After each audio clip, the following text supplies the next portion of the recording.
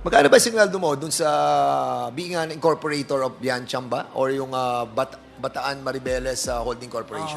According sa PAOK, TF, parang meron nakuha silang bank account mo eh. Is this true? So meron kang joint account with Harry Roque. Yes po, Mr. Chair. Magkano laman nung joint account nyo ni Attorney Harry Roque? Pero having that joint account with Attorney Harry Roque, so magkano yung pinakamalaking pumasok na pera? Around 3M or more, Mr. Chair. 3M. Pero ang pinakamalaki nakita mo is only 3 million? Are you sure? Are you sure? Ang pinakamalaking pumasok is 3 million. Magkano ang pinakamalaki na withdraw mo? Around 1.8, Mr. Chair. 1.2 to 1.8, Mr. Chair. Alam ko po yun. Yung na-withdraw mo. Yes, Mr. Chair. So marami kang withdrawal na malalaki. And why is Attorney Harry Roque allowing you to withdraw that big amount?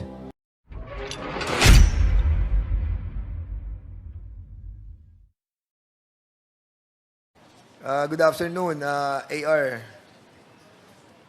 Meron sana akong gustong itanong sa iyo during that time nung the last time according to some report,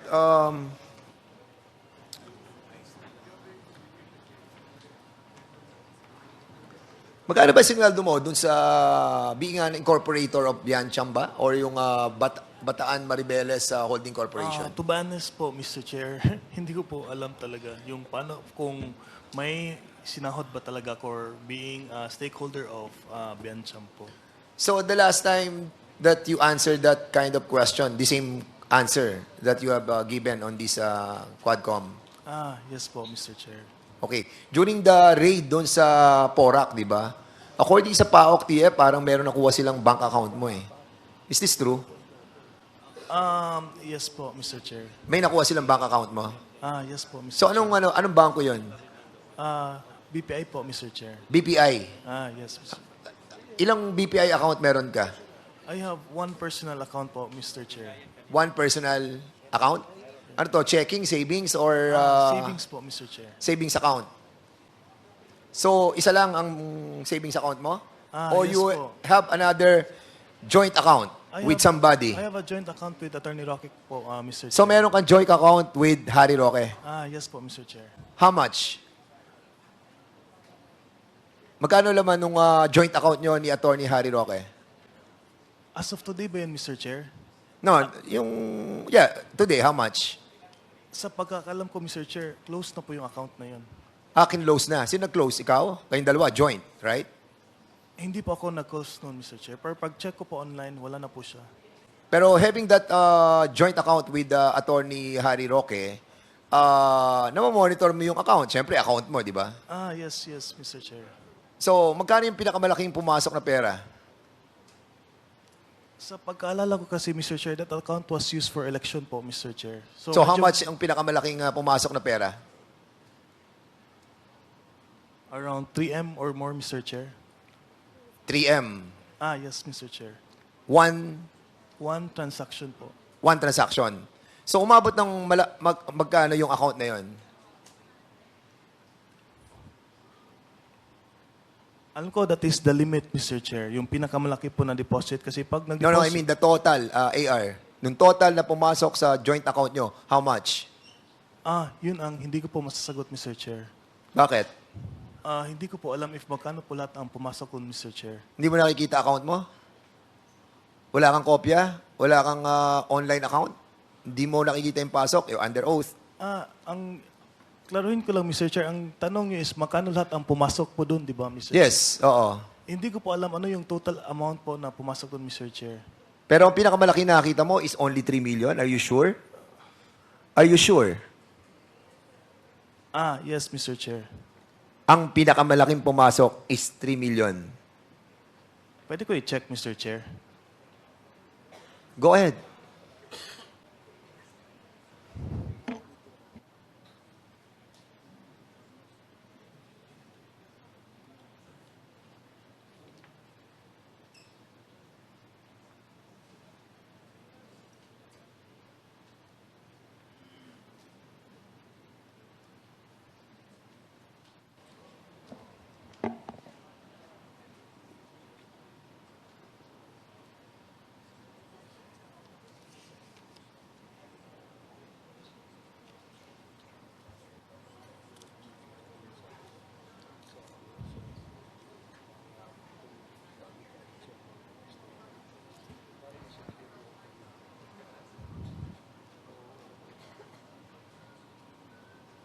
Okay, AR? Sa pag-alala ko talaga, Mr. Chair, 3 million po ang biggest na pumasok doon, Mr. Chair. So, anong tinitingnan mo kanina? Wala kang nakita? Nag-loading pa kasi, Mr. Chair. Nakaka-withdraw ka ba sa account na yan? Yes, Mr. Chair. So, nakaka-withdraw ka.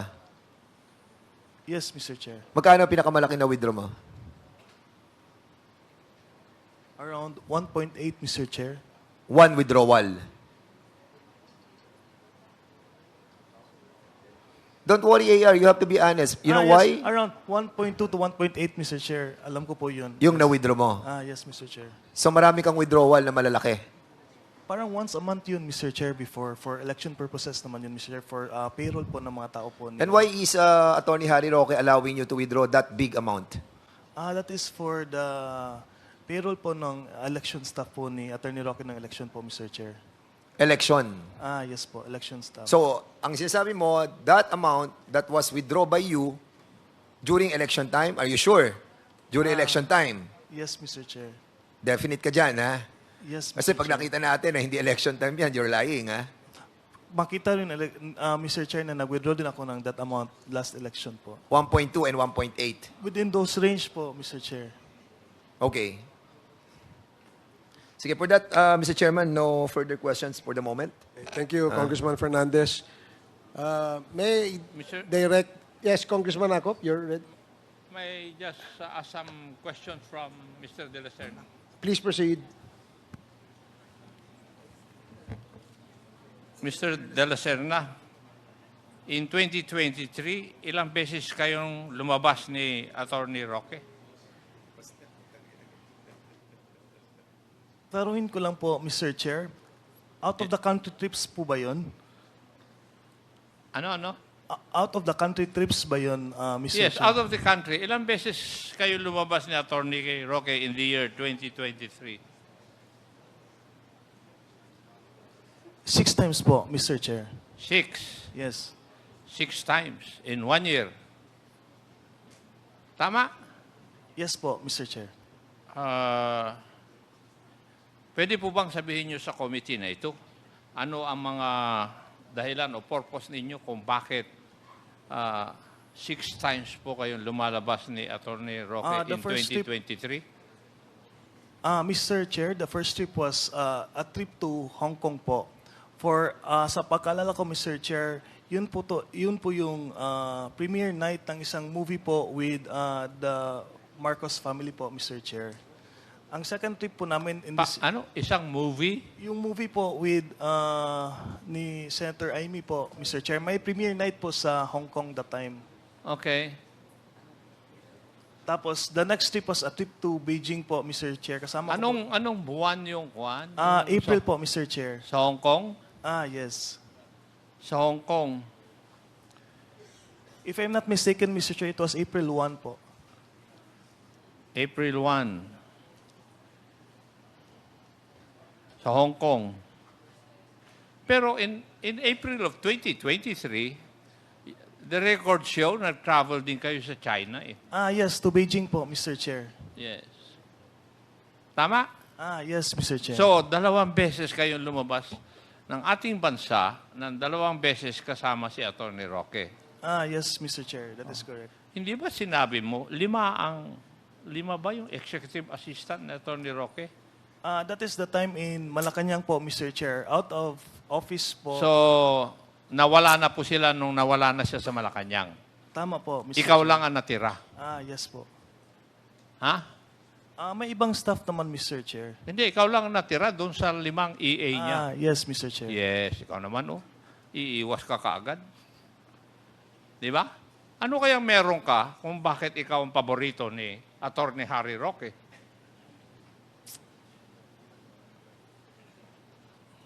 To my answer po, Mr. Chair, is sanay po kasi ako magtrabaho kasama po si Sir Harry po, Mr. Chair. Alam ko po yung medical needs po ni Attorney Roque. Madaming beses na po ako nagbiyahe sa kanya, not only abroad, but also here in the Philippines. Kasama ako sa Cebu, sa Davao, sa Dumaguete, even other parts of the Philippines po. Ako po yung kasama doon, Mr. Chair. Yeah, kasi you traveled to Japan and Singapore in September of 2023. Yes po, Mr. That is And for... then you traveled to Abu Dhabi UAE in October. Kasama rin. Kasama ka pa rin sa records na BI. Yes, Mr. Chair.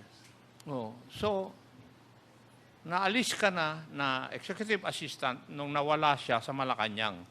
Pero yung serbisyo mo, tuloy-tuloy pa rin. Kasama po ako sa campaign team din po, Mr. Chair. Ha? Kasama po ako sa campaign team. Kasama mo siya sa campaign. Kasama po ako sa campaign team po ni Attorney Roque, Mr. Oo Chair. nga, pero 2023 yung pinag-uusapan natin. 6 na yes. beses kayong lumabas sa bansa. Wala namang kampanya na nangyari noong 2023. No, Paiwas ka talaga kaagad eh. Di ba? Yes, Mr. Chair. Oh, anong kampanya ang nangyari noong 2023? Ang pinag-uusapan natin, yung paglabas nyo sa 2023 ng 6 na beses. Yes, Mr. Chair. Oh, ano yung rason mo na kampanya? Bakit nawala ka na bilang EA, nagtuloy pa rin yung serbisyo mo sa kanya? Matanong ko, magkano bang sweldo binibigay sa iyo ni Atty. Roque? Para po siyang may basic pay na 20,000 a month po, Mr. Chair. 3,000 naman? 20 po, 20. 20,000 a month. Okay. And ang trabaho mo parang personal duty nurse ka o PDN. Parang alalay po ako, Mr. Chair. All around alalay po ako. Ano po yung iutos ni Sir Harry, gagawin ko lang So, po. alalay ka. Yes. So, lahat ng bagay, trabaho mo. Parang ganun po, Mr. Chair. Ganon. Thank you, Mr. Chair. Yun lang. Thank you, Congressman Akop. Mr. Chair?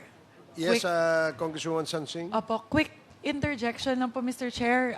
Because during the last hearing po, I interpolated Mr. De La Serna. He said on record that his salary is between salary grade 17 to salary grade 20.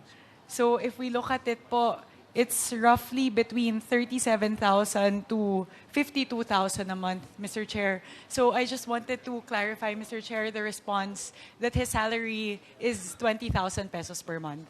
Mr. And Chair also, po. Mr. Chair, in addition to that, Mr. Chair, in the last hearing, Congresswoman Mika asked Mr. De La Serna what specific job description is he doing for Harry Roque. And he said he's in charge of the social media accounts of Mr. Roque. Now he's saying he's alalay all around.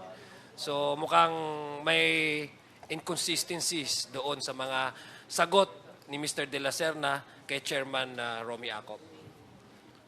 Thank you, Congresswoman Sansing and Congressman Zia. Narinig mo yung tanong ni Congresswoman Sansing, no? Yes po, Mr. Chair. Okay. Anong sagot mo sa kanyang katanungan? Can I answer first the question of Congressman? Adjong. Yes po. Yes. With relations to your question po, Your Honor, nag-start po ako sa SOCMED ni Attorney Roque po noong 2020. Tapos naging EA po ako ni Sir Harry noong 2021 hanggang sa sinama niya ako as campaign after nung Malacanang stint. Sinama po ako sa election staff. After po ng election staff, iilan na lang po kaming natira to work in his office. I have one of them, pero ganun po talaga, pag sino yung naiwan, sa kanya din naiwan lahat ng trabaho.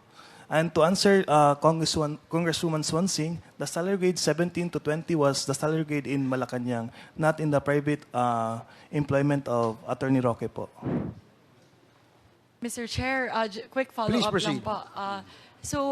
If naiintindihan po namin, pumayag po kayo na bumaba po yung sahod nyo mula sa dati nyo pong tinatanggap na 37,000, pababa po sa 20,000 per month.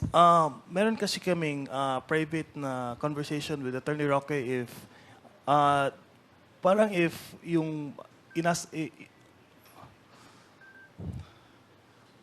meron siyang inutos sa akin regarding a business venture niya. If that would boom, then I would greatly benefited also po, Your Honor. Mr. Chair, if we may probe further into that, ano po yung business na yon? Mr. Chair, the solar plant na tinatayo po in Cebu po, Your Honor. Bukod po doon, Mr. Chair, meron po bang ibang ipinangako si Attorney Harry Roque? Kasi po, para po sa akin, Mr. Chair, medyo malaki po yung binagsak ng sahod nyo. Halos nakalahati po yung diferensya ng sahod nyo nung kayo ay EA na tumatanggap po ng 37 to 52,000 per month, pababa po sa 20,000. So, siguro po, sinusubukan ko lang pong intindihin na bakit po kayo pumayag na manatili sa poder ni Attorney Harry Roque kahit po halos higit po sa kalahati yung binagsak po na inyong sahod. Hindi ako umalis kay Sir Harry kasi maganda naman yung opportunity kasi the solar plant in Cebu was parang mag-open na po soon, Your Honor. Meron po ba kayong natanggap na sahod o may kinita po ba kayo? Kasi po, yun yung dahilan kung bakit kayo nanatili sa kanyang poder. Pero meron po ba kayong actual na kinita mula po doon sa solar plant na yun? Not yet po, Your Honor. So sa loob po ng halos 4 na taon, simula po nung natapos po yung inyong, tama po ba? 2000? Pwede ko pong i-correct, Your Honor. Go ahead, Mr. De La Serna. That promise was made in after the elections po, mga July po of 2020 po, Your Honor. Yun lang po, Mr. Chair, kasi kahit po tumatanggap po siya ng 20,000 per month na sahod, pumayag po siya na magbukas ng bank account, ng joint bank account, kasama po si Attorney Harry Roque, nang hindi niya po alam yung pumapasok, magkano yung pumasok, magkano po yung lumabas. Sorry, Mr. De La Serna, medyo konektado po ito doon sa tanong ko nung nakaraan. Bakit po kayo pumapayag na ganon? Na magbubukas po kayo ng joint account na magkasama, pumipirma po kayo ng mga papel bilang board of directors, bilang nominal stockholder ng Biancham. Siguro po, yun lang po yung sinusubukan kong intindihan. Halos Yes. 1 linggo na po simula nung nagkausap tayo. Pero pag pinag-iisipan ko pa rin po, sinusubukan ko pa rin pong intindihan, bakit po kayo pumapayag sa mga request po ni Attorney Harry Roque? Siguro naman po, Mr. Chair, Your Honors, hindi man ako ipapahamak ni Attorney Roque po, Your Honor. Yun po yung basis ko to trust Attorney Roque po. Mr. Chair, doon po muna yung tanong ko ngayon. Follow up lang po sa mga katatungan ni Kong Akop. Maraming salamat po. Thank you very much, Mr. De La Serna. Mr. Chair, may Yes, follow up the Congressman question Akop, of with the the indulgence Honorable of Swansing. Congresswoman Sansing. Mr. De La Serna, pumapayag po kayo na magkaroon ng joint account ni Attorney Roque. Yes po, Mr. Chair. Magkano naman ang kinocontribute mo o kinontribute mo initially dun sa joint account ninyo? Wala po akong kinocontribute po doon. Wala ka. Yes, Wala kang nidadagdag doon sa joint account ninyo ni Attorney Roque. Yes, tama po, Mr. Wala. Chair. Pero you're authorized na mag-withdraw. Yes po, Mr. Chair. Yun ang usapan po ninyo. Yes, Mr. Chair. Ganon. Yes po, Mr. Chair. Nalalaman ko lang yan, nangyayari yan sa mag-asawa, mag-ina o mag-ama eh. Hindi po ba? Di ba yung joint account? Ano sa tingin mo, iho? Hindi ko man po pinapakialaman yung pera po ni Attorney Roque po. Maliban Mr. lang, Chair. kung pinapatago niya yung pera sa iyo. Kasi hati kayo. Halimbawa, 5 milyon, hati kayo, di 2.5 kayo. Ay, hindi, Attorney Pero ikaw De La- na mismo umamin na wala kang idinagdag o isinama doon sa joint account ninyo. Yes po, Mr. Chair. Ginagawa lang yan ng magulang doon sa anak eh. Di po ba? O kaya sa kanyang asawa, magjo-joint account sila. Di po ba? Ano sa tingin mo? Inutusan lang po ako, Mr. Chair. Sumunod lang naman po ako. Inutusan ka lang and sumunod ka. Yes, Eh Mr. kung Chair. sasabihin ba niya, lumundag ka sa bangin, lulundag ka? Hindi naman po siguro, Mr. Chair. Okay. Thank you, Mr. Chair. Thank you, Congressman Akop. Mr. Chair, my apologies. Very quickly lang Okay, po. sige, Just please. 2 questions. Mr. De La Serna, you mentioned a solar power plant na business venture nyo ni Attorney Harry Roque. Meron ka bang stake doon sa kumpanya na yun? No po, Mr. Chair, Your Honor, no stake. Zero stake. Paano siya nangako sa'yo? Anong klaseng kita galing doon sa solar plant? Mangailangan kasi ng tao na mag-supervise on the construction in Cebu po noon, Your Honor, Mr. Chair. Ako po yung taong mag-supervise po doon sana. If you don't mind, Mr. De La Serna, may you please share the name of the solar plant that you're talking about? Hindi pa, I'm so sorry po, Your Honor, Mr. Chair. Hindi pa kasi siya nagmamaterialize. They're having a case now in Cebu with that. I'm so sorry, I'm not allowed to talk about the case also po, Your Honor, Mr. Chair. Mr. Chair, we're not asking for specifics about the case. Pwede lang po, yung pangalan lang po nung solar plant. Pwede ko i-check, Your Honor. At stockholder po ba si Attorney Harry Roque dun sa Cebu plant na yon? I cannot answer what I do not know po, Your Honor. Opo. Yun lang, Mr. Chair, kasi binabalikan ko lang po kasi nung nakadaang interpellation po, under oath, sinabi po ni Mr. De La Serna, dalawang corporation lang po yung stockholder siya na pinakiusapan po siya ni Attorney Harry Roque. So, kinailangan ko lang alamin, Mr. Chair, baka kasi sakaling board of director din po or stockholder din si Mr. De La Serna sa Cebu Solar Power Plant po na ito. Ay, hindi po, Your Honor, Mr. Chair. Maibibigay niyo po ba, Mr. De La Serna, yung pangalan ng solar power plant?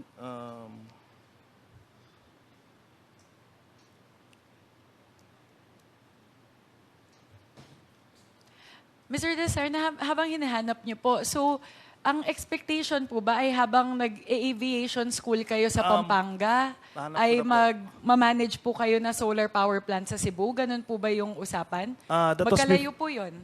That was before deciding to pursue a career in aviation po, Your Honor.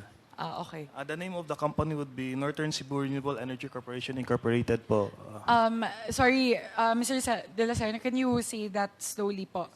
Northern Cebu Renewable Energy Corporation Incorporated po, Your Honor, Mr. Chair.